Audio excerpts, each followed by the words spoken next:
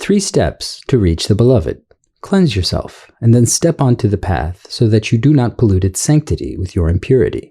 Allah is pure and clean. An impure person cannot meet with Allah. An impure person will not be allowed into that sanctity, the court of a king. To enter that sacred place, one must cleanse themselves. The noble prophet was sent for this reason, to cleanse, refinement, so that people can become in tune with the other world. Similarity. The first level of similarity is emptying oneself. This means that one empties themselves from all undesirable attributes, flaws, attention to multiplicities, which separate one from the realm of absolute light. One must first refrain from sin and going against the will of the beloved. One wants to go and knock on their beloved's door. But when they have animosity toward him and act opposite to his satisfaction, their knocking will be of no use. So the first step is to empty oneself. For this reason, it has been stated in narrations, one cannot embark on this path while committing sins. One must first avoid sin, empty themselves from undesirable things. The next level is to adorn oneself with positive attributes, perform one's worship well, perform recommended acts, give charity, strengthen family ties, perform Hajj, and do whatever good they can. When one has emptied themselves of bad things, they must create these good qualities within themselves. This is an even higher level. The third step is manifestation. This means manifesting the attributes of the Lord. In this step, the manifestations begin.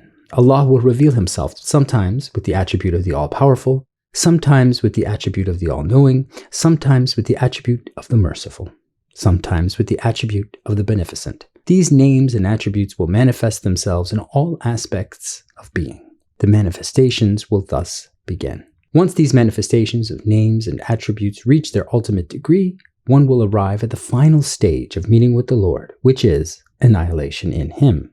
The fourth level. In this stage, when one is journeying on the path of the Lord, they will get to a point where they will leave everything in the hands of Allah. They will admit, "My Lord, I do not exist, and I don't have knowledge, power, life on my own. I am nothing. They all belong to you, and you have bestowed them upon me." Not only will their tongues profess this, but their hearts will testify to it as well, and will leave it to the Lord. This is where one will annihilate oneself in God. In this stage, one becomes completely familiar and united with the Lord. Allah is protective of his sanctity. Therefore, he does not allow strangers to step into it. So what must we do? We must confess, "O Lord, we are nothing before you."